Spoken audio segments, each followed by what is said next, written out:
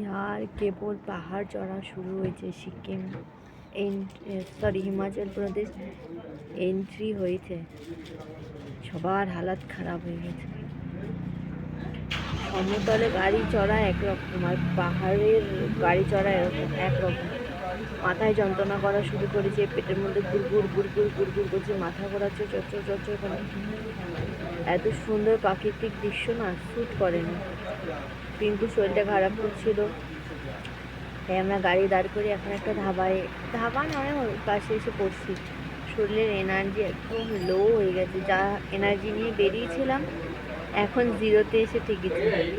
আবার ওখানে গেলে ঠিক হয়ে যাবে। এই জার্নিটা খুব কঠিন পাহাড়ি।